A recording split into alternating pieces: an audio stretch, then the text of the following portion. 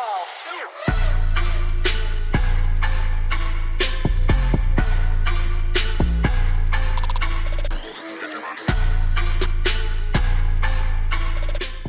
is up, everyone? My name is Mr. J, and today I am bringing you a Digimon deck profile. You've seen the Mastemon matches on my channel. People were asking for the deck profile. For BT11, piloting Mastemon was not easy, right? It was really hard, especially versus Black or Greymon X. I mean, even after the limit, with the mulligans, the mulligan rule implemented or whatever, it was still really hard. Okay, it did give you a second chance to see Gato with the mulligan, so it made it a little bit more consistent, but it also makes other decks more consistent. So it's like, it's the trade-off. With that being said, Mastemon is a deck that's near and dear to my heart, just like Blue Hybrid, except that with like Magna Blue Hybrid, I have topped, and with Mastemon, I have yet to top. So I'm still looking forward to it. Still trying to do that in BT12. And yeah, BT12, it's going to be, I feel it's going to be a diverse meta. I mean, if you're going into this like legit super try-hard tournaments, you're gonna see a bunch of Beelzemon. And I have not play tested, but I'm gonna show you my BT11 list and then what I hope to change, what I'm thinking about changing for BT12. Before I begin the video, I do want to shout out to Frank. Frank is from my locals in Chicago. If you ever want to play, you can come to Chicago in the Water Tower. Yeah, but Frank, man, dude, I've been going to the Water Tower for like 2 years there to that locals, and I've only beaten the man once. But he started his own YouTube channel, so check it out. It is more One Piece focused, but he did a Digimon a Digimon BT12 like box opening. So I mean, maybe he's gonna do Digimon content. We never know. But I fully want to support the man just because he gave me the BT12 Greymon stuff. Most of the stuff, so thank you, Frank. And like I said, he's a really good player, guys. So if he starts doing, I mean, if you're interested in One Piece, amazing. If he starts doing Digimon, even better, because even I cannot get enough of Digimon content. But yeah, go show him some love, guys. With that being said, let's jump into the deck profile. So for our babies, you already know I'm a fan of the 4 Nyaromon. So Nyaromon, just because if your stack survives more than one turn, of course you're attacking, so you get to draw one, discard one if you have a yellow, which most of your top end is yellow Digimon, so you'll be good. And it's really good for setting up your trash. I play this over Demimera because Demimera, you only get to draw on trash when your Digimon is deleted, and you don't want your Digimon deleted that often. I mean, that's just how it is. I mean, I would rather have my Mastemon alive, For our rookie count, it's a split for right now. We are running 2 Gazimon, 2 Psychemon, 4 copies of Ignitemon, and then 2 copies of, let me see if I can move this without getting the glare involved. 2 copies of the new that we just got in America, 2 copies of the new promo Immon. So this is the security Immon. At the end of the battle, you may play 1 purple level 3 Digimon card from your trash without paying the memory cost. So where did I get this idea? It's really good because I saw Misao, the Digimon World Championship. I know Bandai uploaded, but Misao is the Mastemon player. So I was watching his matches. I love watching the matches, dude, because that's why I record my matches, because I get to study them. So I was watching his matches, and I really like the effect that, you recover with Ophanimon, you recover with the Angelomon, and then you can actually grab this from the trash, put it in your security with the Mastemon, and then play a Lucemon or something else. And then you could recur his effect, right? To always, pretty much, if your opponent swings at security, you'll always have a Digimon on board because you should have one of these in the trash, right? It's really good to bring back the Floodgates or the Ignitemon because the Ignitemon is really good at removal. So let me see if I can just stack these over each other. It's really weird. I have to do the layout. I've been finicking with messing around with the camera, so my apologies, guys. There's like a little bit of glare spots, so I'm just trying to see what works out. For our champions, of course, we are running the 4 copies. There you go. We are running the 4 copies of Gatomon. Standard. What's not standard though is 2 copies of Devimon. That's the blocker Devimon, 1 to Evo. The only reason I like that is because you can tech, even if your opponent leaves you at 1 memory, you can still Digivolve in Raising Area right into a rookie, then a Devimon, and then play the mid-8 for 5. I don't like giving my opponent 5 memory, but at least it sets you up for the, you know, the mid-A combo.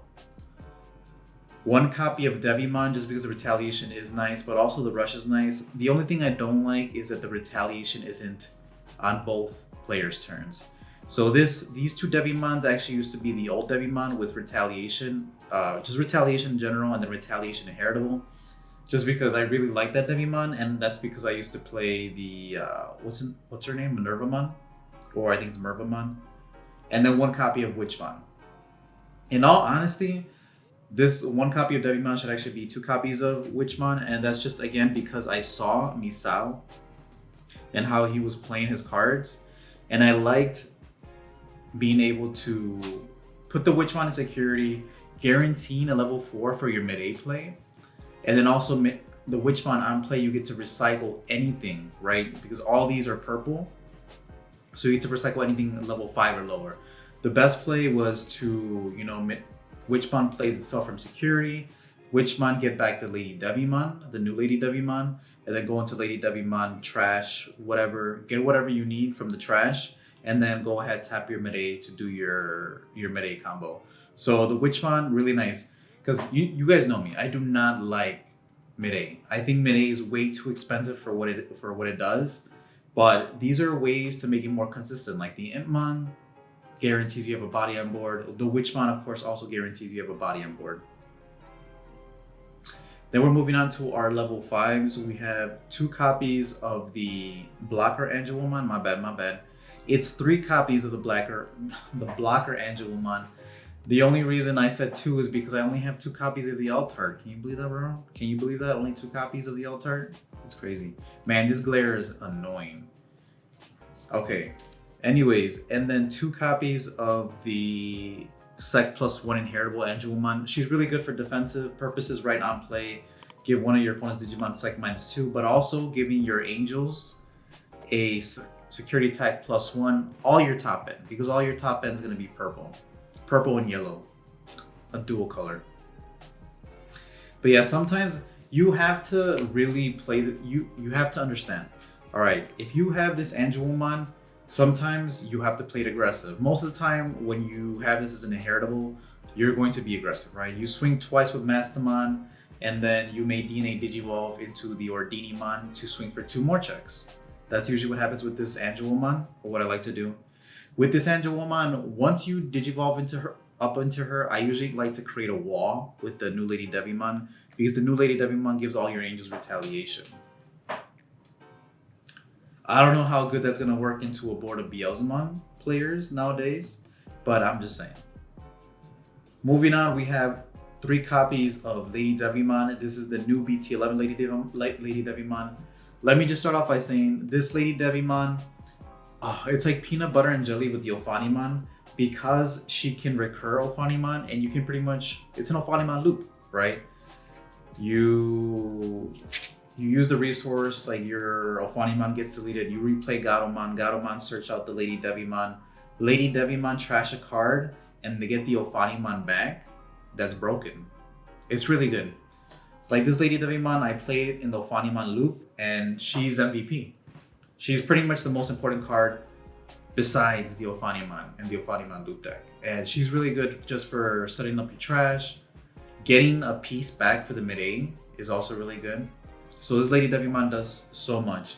Unfortunately, we do have to play 2 of the old Lady Devimon just because it helps you cycle. It helps cycle through your deck. You pretty much draw 3 and trash 2. Or draw 1 for Evo and then draw an extra 2 and then trash 2. Whatever you like to think about it. The point is, the girl's like a destiny draw. She's really good.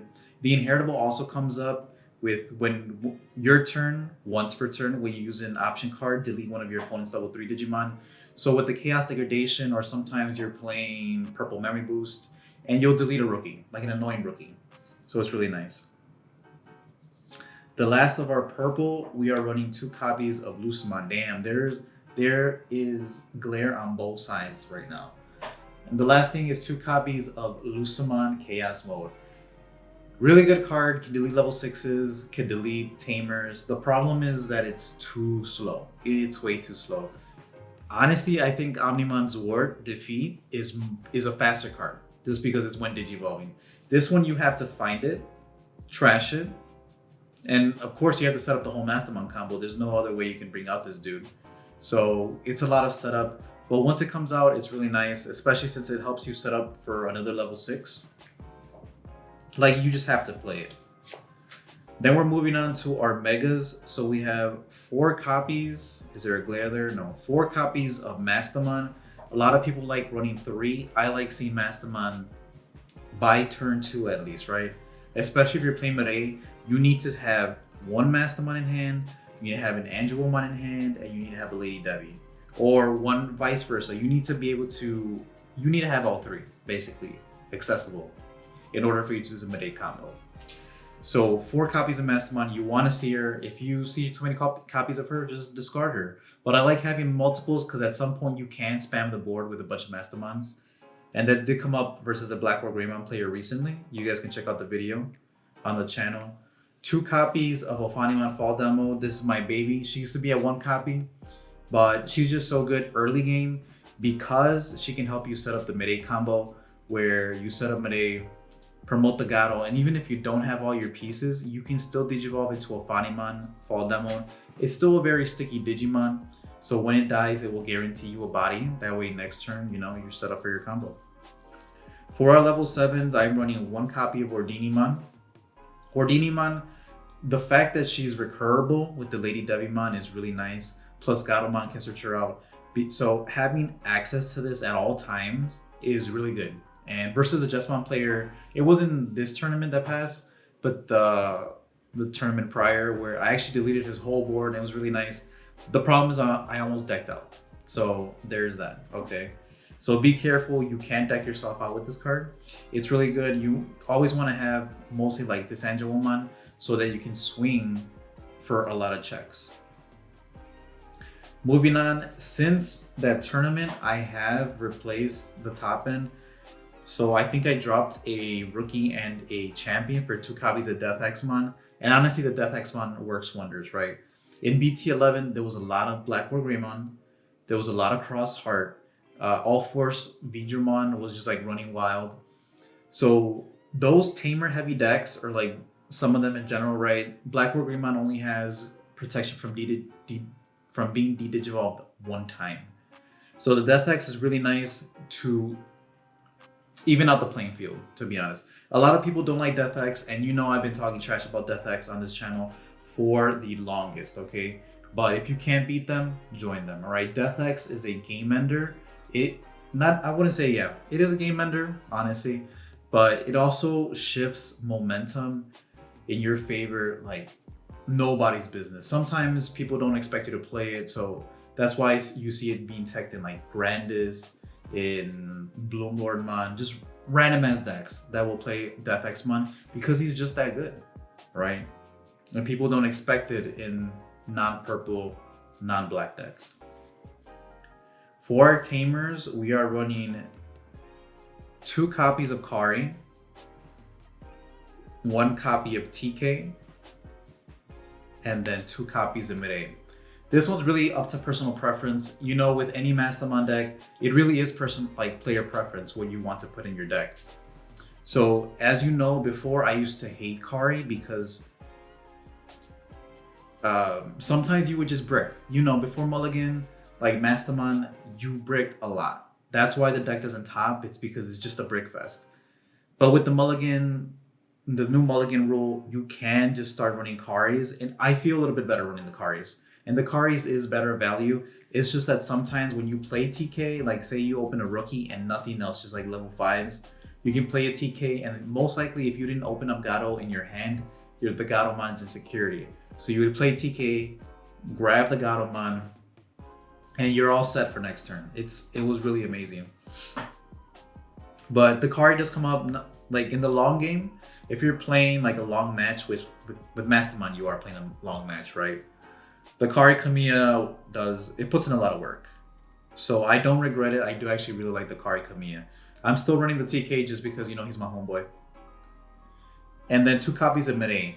I used to run it at 3 copies the previous tournament in EX3, or it was in BT11. It was definitely in BT11. But I played Mastemon twice in BT11. So the mid-A, I'm not a fan of her just because in security it's nice, but I never like giving my opponent 5. I know Misao in the Digimon Championship matches, he's playing mid-A at 4 copies, and you know what? Great, it works for him. It's just not my playstyle. Okay, for me, I'm fine with dropping the Gato for 5 and then doing the original Mastemon play.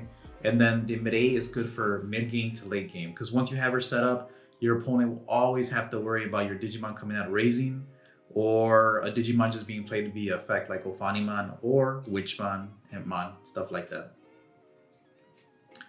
For our options, we are running... Wait, not 2. No.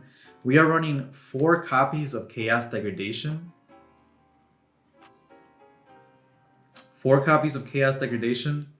Yeah, man. On it, there was so many big stack decks. Look, this gets rid of Machine German, Chaos German, All Force V German, Greymon if they don't have the Yuya, which, oh dude, I hate Yuya. No, I love Yuya, but I hate playing against Yuya because I know it offers protection versus Chaos Degradation. But yeah, 4 copies, I don't mind it at 4, and then only 2 copies of Purple Memory Boost. So you're like, wait, what? Where's the Flame Hell Scythe? I don't like Flame Hell Scythe. Again, personal preference. Sometimes you'll whiff, especially like versus Crossheart. They'll just swing into your security before you have anything in the trash. And yeah, a lot of times it'll just whiff. To me, I ask myself, would I rather have Death Exmon or would I rather have a Flame Hell Scythe? And 9 times out of 10, I would rather have the Death Exmon. So that's why I'm running the Death Exmons over the Flame Hell Scythes. But if you want, man, look, if you don't have Death Exmon, you could totally just take out 2 Death Exmon and play 2 Flame Hell Scythe. And it won't really matter, okay? But yeah, this is my deck list. I honestly, probably, like I said, I'll change the blockers out because I don't think I'll see too much Crossheart. I might see a lot of Hunters. So I'm a little hesitant to take out the Devimons. I think the Devimons are really nice just to pin your opponent in place while you set up your combos. But yeah, what I want to do for sure is I don't want to cut them. But like I said, I'd probably cut the level 4s and put in Zwart Defeat. Just because Zwart Defeat is going to be so good for deleting Tamers. You just need the Tamer hate this set pretty much. The Tamer hate is going to be really nice. Plus having Mastemon on the field and a Defeat coming out, he can pretty much delete anything in the game. So yeah, this is my Mastemon list. Like I said, I know at the beginning of the video I said I was like, you know, I'm going to change. I'm not going to deviate too much from the list just because I would have to test it out. But I'm confident with this list. I used to have 4 Psychmons. I cut it down from 4 to 2. So 2 Psychmons, 2 Gazis. That's my new ratio. But yeah, man, let me know in the comment section down below. I am open to suggestions. If you've already played Mastemon and BT12, what are your thoughts so far in the current meta, and what do you think is an optimal build? Like, what cards should you definitely run for this BT12 meta? With that being said, thank you guys for watching. Stay tuned for the channel. Next tournament, I play Black War Greymon just because I didn't have any BT12 cards like ready. I didn't have any of the actual decks ready. So I played that just because I was comfortable with it. And yeah, black-based Black War Greymon is one of my favorites, you know? So stay tuned for that. I do face a lot of BT12 decks, so stay tuned for it. But again, thank you all for watching. My name is Mr. J, and I will see you all next time.